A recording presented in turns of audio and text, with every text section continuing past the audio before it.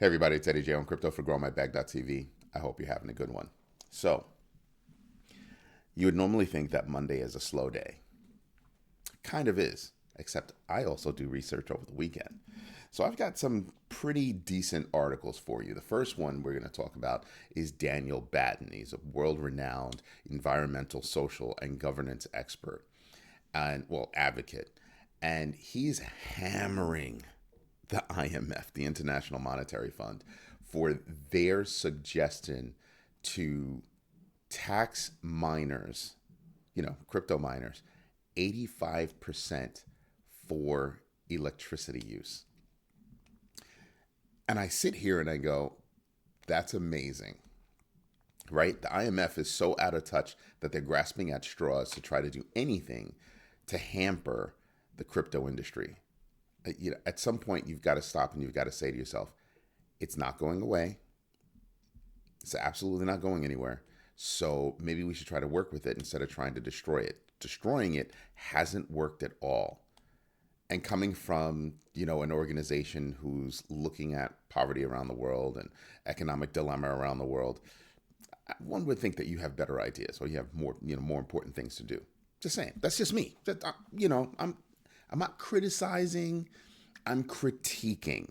There are more important things that you could focus on where you can actually do some good. Stop focusing on an industry that is also going to wind up doing good. In a lot of ways, it already is. So, how about we do that instead?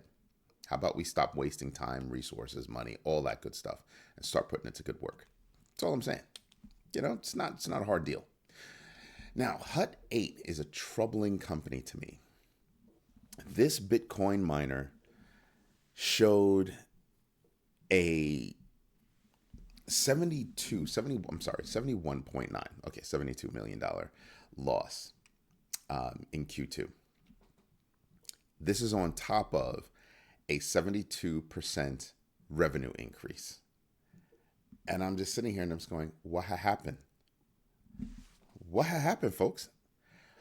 Was it operations? You got to get more efficient. Like just what's going on that after a 72% jump in revenue, you're still showing $72 million in losses?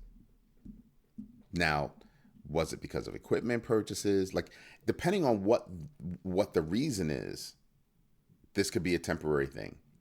Also, depending on what the reason is, this could be an ongoing thing. Inquiring minds want to know, and I hope Hut 8 comes out with a statement that helps us better understand it. Maybe we just need to look at their stock reports. Just saying, that's probably the best thing to do, because that's where you're going to start to at least get a semblance of the truth. Now, the stock market in general is actually doing well. And I was saying this last week. Stock market in general is doing well while the cryptoverse is not. And why is the cryptoverse not doing well? Where there's a lot of, I'm not going to say coordinated downward pressure, but I will say conveniently simultaneously occurring downward pressure. Okay. When you have companies that are dumping Ethereum, jump trading, then you have a country dumping Bitcoin, United States, Silk Road money.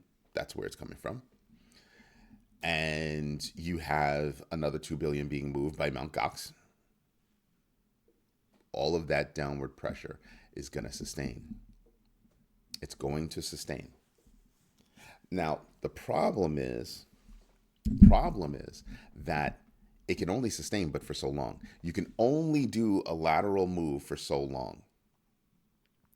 And then and I said this the last time we hit our all-time high for Bitcoin at 73,750, I said there's only but so long that you can keep a market compressed. There's only but so long you could keep it, within a lateral space. And then it's just going to explode with upward momentum. Now, is it possible we could drop before we explode up? Yes. Either way, though, think about this. Either way, we explode up. I'm just saying, either way you look at it, right? There have been charts out there that'll connect things, and you can see that it would go like this, and you could see that there's a downward hit to that line, and then it bounces up, and then you can see from the top line how it could bounce up from there. So there are choices or paths that the crypto market can take. There are absolutely paths the crypto market can take. But I think that, like I said, when you compress so much within a space, there's only but so much you can hold it there. Only but for so long that you can hold it there. And there are too many things going on, and a lot of people are starting to wake up and starting to go, hey, this whole crypto thing, yeah, I'm gonna get in on that. I mean, I literally just before the show, I was watching CNBC, and CNBC had a gold chart of what crypto's done over the past few months and what gold has done over the past few months, and obviously gold has outperformed. Then they came out with the 10-year chart, gold versus Bitcoin. And when you looked at that chart, the chart that they showed gold basically at a flat line compared to crypto.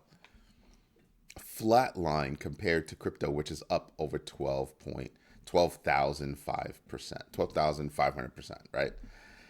And I'm sitting there and I'm just going, this is what has governments around the world flipping out, losing their minds. How can we keep it down? How can we keep it down? What can we do? How about work with it? How about work with the industry? Because it's not going away. And people are not liking the idea of CBDCs. When they start to truly understand how a CBDC would work, they're not going to go for it. Centralized, right?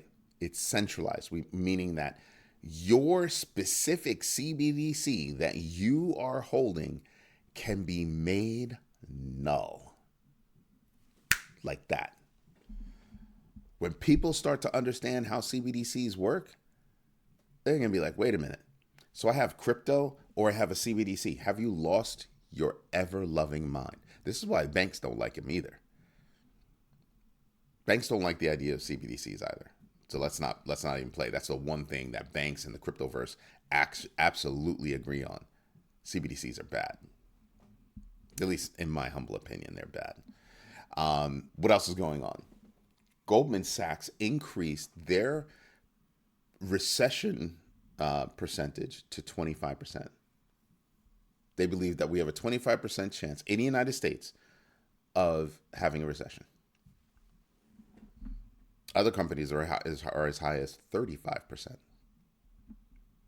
But you're starting to see forecasting of, a recession in the United States coming in between 25 and 40%. That's pretty high numbers.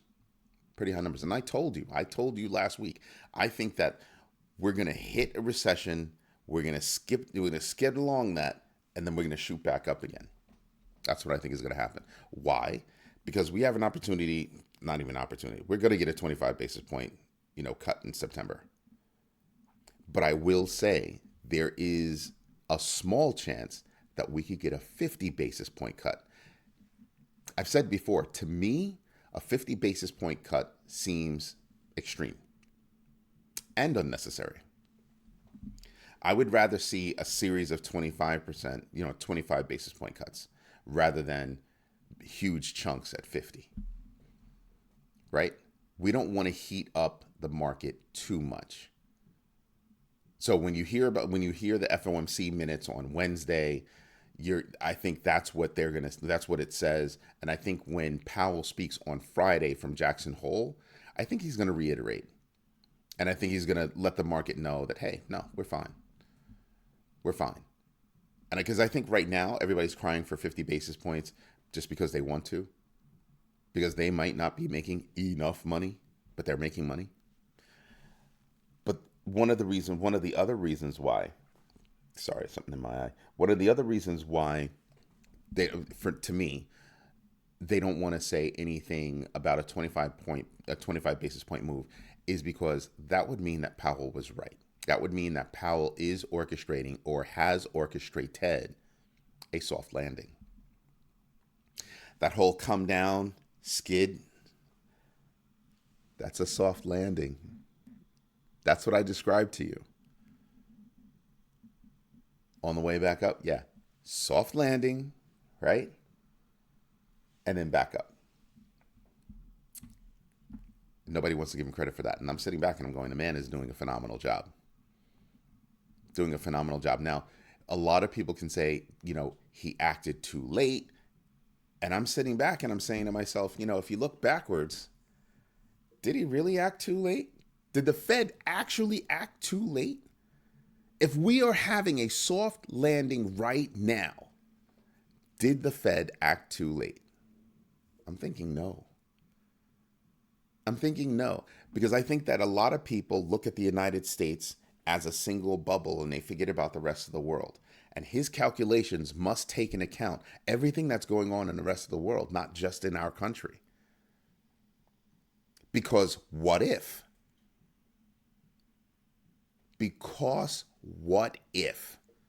And we had one of those what ifs play out. The Nikkei, just, yeah. That was a scenario. That had to have been a scenario that played out. And look what happened. Crash, come back up. What else is going on other than a soft landing? Why should we not be happy about that? I'll tell you why. Greed. Companies didn't make enough money. When they compare a company's inflows or company's profits to expectations, this is what we expect you to make or expect you to make, whichever. But you're not close to the company. You're not in the company. You don't know what's going on. Company goes out, makes more money than expected. Company goes out, makes less money than expected. Company goes out, takes a loss. They're dealing with reality. They're dealing with speculation. Now, they can have a lot of information available to them no matter what, but it's still speculation. The company is dealing with reality. Companies dealing with reality. And I'm sitting here and I'm saying to myself, yeah, a lot of these companies made money, but the stock still went down. Why? Because they didn't make enough. When you think about price gouging, when you go to the gas station or to the grocery store or wherever, this is what we're talking about. When the pandemic hit and logistics was a problem, prices bumped up. Makes sense. That's how the economy operates. No problem. Got it. What happened after that? Logistics came back. Everything started happening. Did you see prices drop? They should have. Did they? No. They did not. So again, I look at companies making money and I just go, yeah, well, we'll see how it goes. And then you wonder why I advocate for crypto. It's for regular people to start to control their own finances. Because if you don't, the world's going to be a very different place. I was talking to somebody the other day. I said, listen, start another business, because they had a business, they got rid of it, and he's thinking about doing another business. I was like, absolutely do another business. Absolutely do another business. Do it while you still have a job, right? Do that. He happens to work in the auto industry. And I said, do it while you still have a job. He goes, yeah, because our jobs are going away. He goes, the technicians at a dealership, those jobs are going to wind up going away. It's going to wind up being a whole bunch of IT guys, because that's where cars are going. It's going to be a whole bunch of IT guys. Cars are going to be subscriptions, right? You'll have everything inside the car, but you'll have to pay a monthly subscription to turn it on. You want that AC? Pay the monthly subscription. What? Say what now? Why am I buying the car then? If I can only lease the features, why would I buy the car? It's not my car at that point. And they're making it harder for you to actually fix your own car. And I just sat there and I was like, wow. He was like, yeah, if you actually understand how batteries work, people are dumping cars whose batteries didn't work anymore, and it probably came down to a couple of cells that weren't working. You could go inside, switch out those cells, and your car would be perfectly fine. But you have to be an engineer to know that. And they're not trying to teach you that. And they're not necessarily trying to sell you the cells. Remember John Deere years ago? Look this up. John Deere years ago had a monopoly on their equipment, on fixing their equipment. And there's a new law out there. It's either John Deere, one of those big, farming companies. I'm pretty sure it's John Deere. Law was passed. Hey, look, listen, right to own, which means you also have the right to fix without being bumped out of your warranty. I sat there and I was like, wow, that's a big move. But look at the car industry. That's exactly where they're moving. That's exactly where they're moving. Do you think a regular car mechanic, you think you're going to roll into your corner mechanic and he's going to fix your Tesla? He's not. They are not. He or she are not going to be able to do that. So what do you actually own? When you spend all of that money, what do you actually own? Pretty soon, you're not going to buy a car. You're going to walk down the street. You're going to have to go somewhere. There's going to be a row of cars like city bikes. You can see a row of cars. You're going to hop in one and you're going to rent it for the time that you need it. And you're going to leave it wherever. That's really where it's going. Somebody asked me, Eddie, what are you going to do if your car breaks down? I'm going to find a guy or a woman. I'm going to find somebody that knows how to manufacture the parts for my car. That's what I'll do. Why? Because I don't want to buy a battery-operated car and not be able to fix it myself. Take it to that corner person and be like, hey, I fixed my thing. That's what I'm talking about. So anyway, I said, start your business. And he goes, yeah, I think I'm going to start another business. Because if you look at, on 60 Minutes, they did a report saying that 11 companies own 30,000 homes around Atlanta, Georgia area. And when you sit there and you think about that, again, the moat around the wealthy has gotten bigger. Those homes are not going to be sold. Those homes are only going to be rented. That's driving up home prices. That means everybody else who has a single family home that's going to sell is going to sell based on these numbers. And that means those prices are going to skyrocket. They're causing the market prices to skyrocket. That means that people won't be able to afford single family homes anymore in certain areas. Tell me how big of a hit that is. Tell me how big of a hit that is. Then you have companies, and I said this over the weekends, then you have companies that, they're raising their prices so high that they're going to get to a point where their own employees won't be able to afford the products that they sell. Let that wash over you for a minute. That's insane. That is absolutely insane. So when I look at the crypto market and how well it's doing, yes, when you look at the past few months and you look at Bitcoin versus gold, yes, gold has outperformed.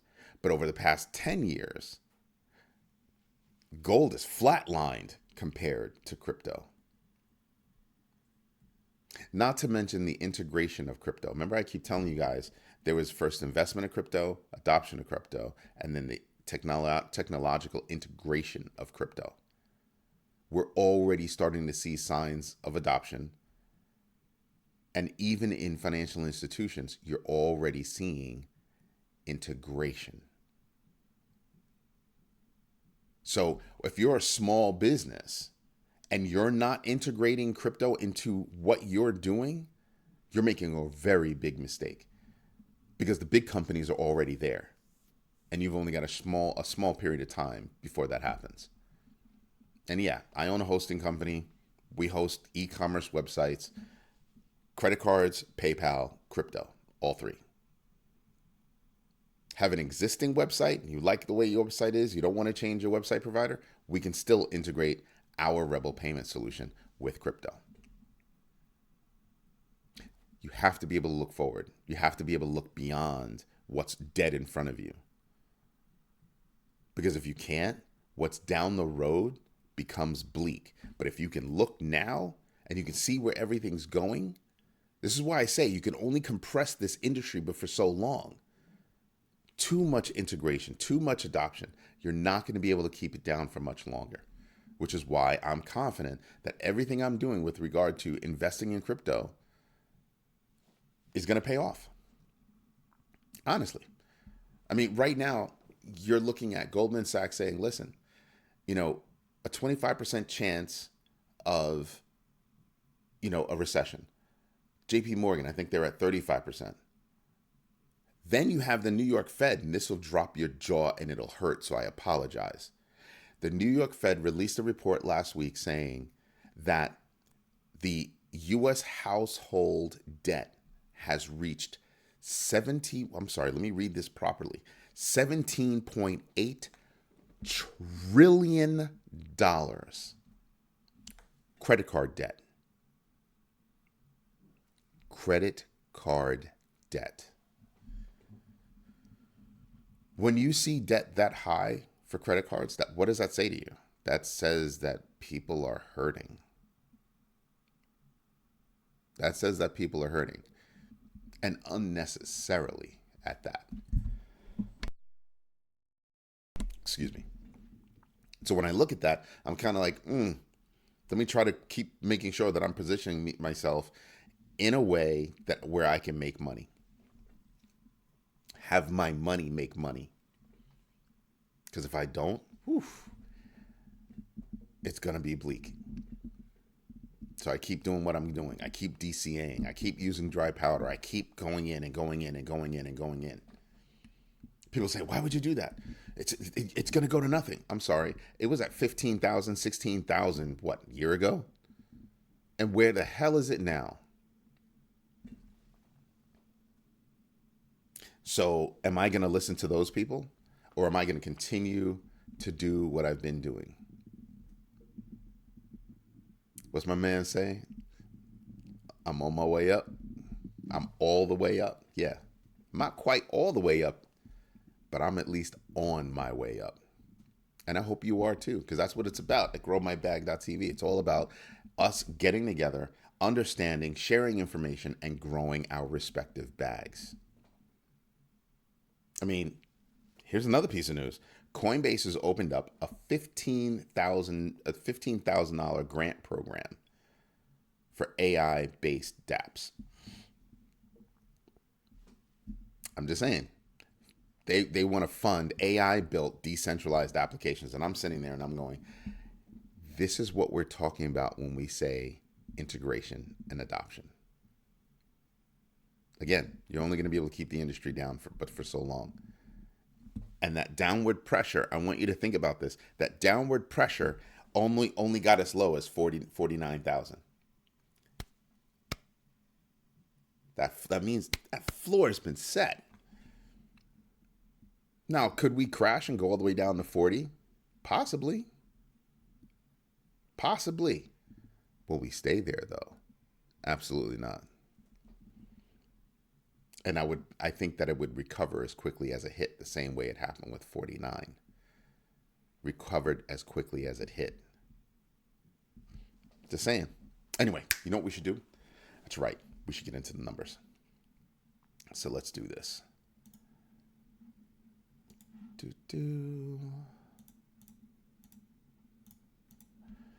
Let's first take a look at the Grow My Bag Crypto Tracker Top 25 Losers. Now, this updates every 10 minutes, so I don't have to worry about hitting refresh or anything like that. And as we're looking at it, it might actually refresh, as we're looking at it. So it's never more than 10 minutes old.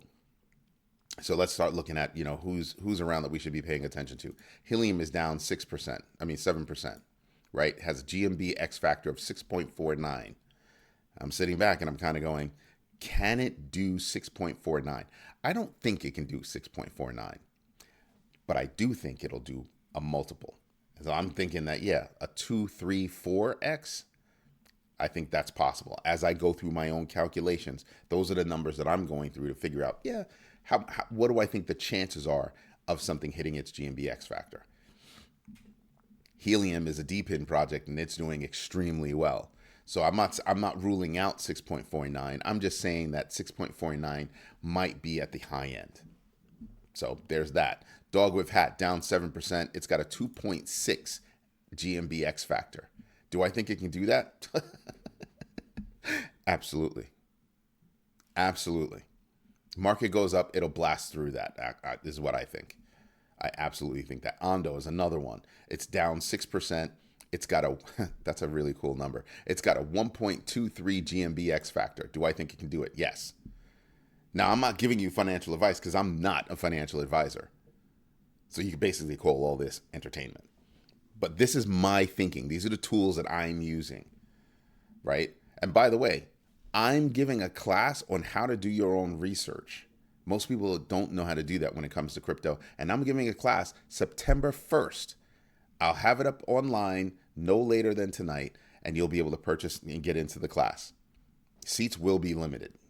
Seats will absolutely be limited, right? But that's what we're doing. We're going to teach. I'm going to teach people how to get into it. So we've got the resources. We've got spotting FUD or fear, uncertainty, and doubt. Identifying pearls, choosing periodicals.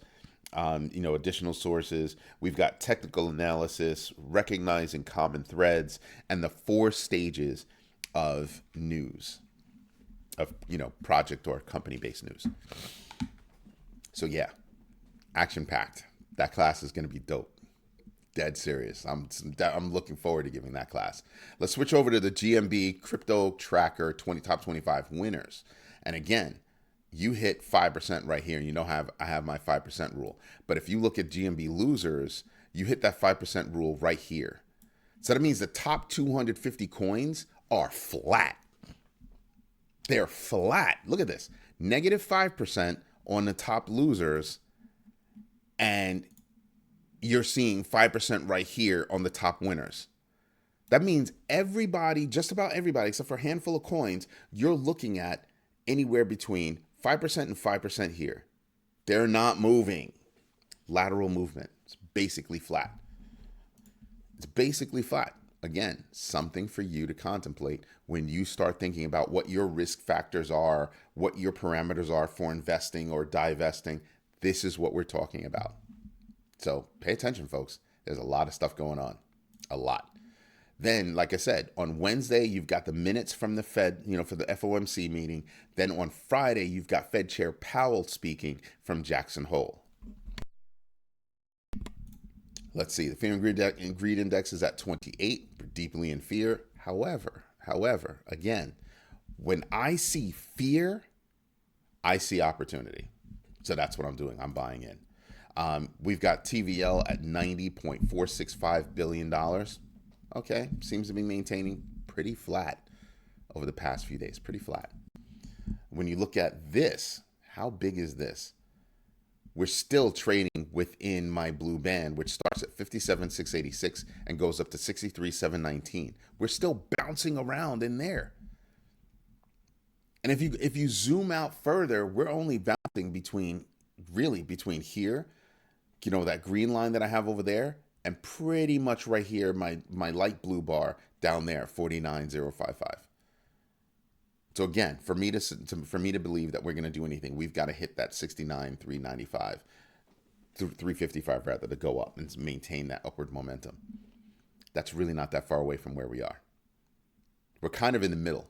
You see that? We're kind of in the middle. Look at where that green line is. Look at where we are, and look at where this blue line is. We're almost dead smack in the middle. We've just been bouncing around in that area. You're only going to be able to keep the crypto market there for so long, and then it's going to explode again. Just saying. What I want you to do, take a look at Shiba Inu and what they've done over the past year. See what that coin has done over the past year, and then compare it to other coins. That's your homework. Let's take a look at the big board. I mean, when I look at the big board, I'm looking at all these numbers. I'm sitting back and I'm going, oh my God, there's so much to buy. I'm freaking out over there's so much to buy. Which one do I buy? You all know I love Bitcoin. I always buy Bitcoin. I always buy Ethereum. I love BCH. I love BNB. I love Cardano. Although Cardano and Solana are in the news. Why? Because they're saying they're fudging or not properly reporting transactions per second. So that's starting to play out. So pay attention to that. Still, I like XRP now. Now that everything's done, I like XRP now. Before it was at 61 cents, and now you're looking at that was a 5%. That was a 5% drop, right? I could buy right now and make 5% when it goes up to 61. Kind of like something like that. You know what I mean? I'm old. I can't always do math the way I used to do math, but I'm sitting back and I'm kind of going, yeah, this is money that I could be making. Just saying. 5%. It's almost 6. It's almost a 6% opportunity. I mean, sorry, it's almost a 10% opportunity right there. But I'm looking at all these things and it's driving me nuts, right? And remember I told you before, I get to a point where there's so many things to buy and I only have but so much money and I've got to figure out what I'm doing. And I used to get freaked out. I used to have deer in the headlights. What do? I'm going to be totally frank with you. I go over to the GMBX Factor. I go over to the GMB crypto tracker and I go, okay, great. Out of looking at the top 250 coins, because that's where I exist, right? Out of the top 250 coins, you're getting large caps, mid caps, and small caps. That's what you're getting. So for me, because I don't really dabble in micro caps unless my son tells me, hey, I have an idea, Dad. That's pretty much where I exist. And guess what? This is what the GMBX Factor will do for you. It will help you to understand what's the potential of a given coin from here to its all-time high. And then that helps you kind of figure out what you want to do. So I think that's something you should be thinking about. I honestly think you should be doing. And if you're interested in purchasing this, you can go to GMB, you can go to growmybag.tv/crypto-tracker, and you'd be able to buy this. It's an outstanding tool as far as I'm concerned. I've been using something like this for years. Although the GMBX Factor has helped me even more. That's a recent addition into my equations. But yeah, this is what we're looking at. If you just want to see the numbers straight up, who's doing well right now? Well, right now you can see that, XRP is up. But if you look across the year, it's still down over 4% for the year. Right? I start at the year to date and then I work my way forward, right? So try to see, well, what's the rhythm of that coin? When you look at Bitcoin, ouch. Remember, these are rolling 90, 60, 30, 7, 24. These are rolling numbers. These are rolling numbers. The only stamp in time that you have is year to date. Now you know why I use it. So we can go over that as well during the class. But when I look at all these things, I'm sitting back and I'm going, this is nothing. When I see all this red, I see nothing but opportunity. I mean, Cardano's taken a 2.24% hit over the past 24 hours, same percentage over the past 7 days. And it's down even 21% over the past 30 days. 90 days, it's down 34%. And I'm sitting back and I'm going, yeah, you know what? I bought and I'm still in the black because of when I bought. And that whole DCA strategy for all the coins I have, yeah, paying off. I'm still in the black on Shiba Inu, deep in the black on Shiba Inu. Do I think it has more? Told you before, Shiba Inu's got a long way to go. Right? What is it, number 13? Let's go take a look. So Shiba Inu from CoinGecko is ranked number 16. It's got a GMBX factor of 5.59. And I'm sitting back and I'm going, yeah, that's a thing. That is an absolute thing. I think it can do that for sure. In my humble opinion, for sure, based on my calculations. You have to come up with your own calculations. But based on my calculations for my portfolio, my spending habits, the parameters that I set for my own investment style, I think it can do that. You're going to have your own investment style, right? But I'm just saying there are tools out there that can help. Anyway, this is Eddie J on crypto for growmybag.tv. I hope you like what I'm doing. If you do me a favor. Drop a like, subscribe to the channel, subscribe to growmybag.tv. Buy the crypto tracker, buy the book that you can find on Amazon, Crypto Foundations for Building Multi-Generational Wealth. All of these things put together give you basic tools to understand what's going on in the crypto space. Anyway, I hope you like what I'm doing. I hope you have a good one. Bye-bye.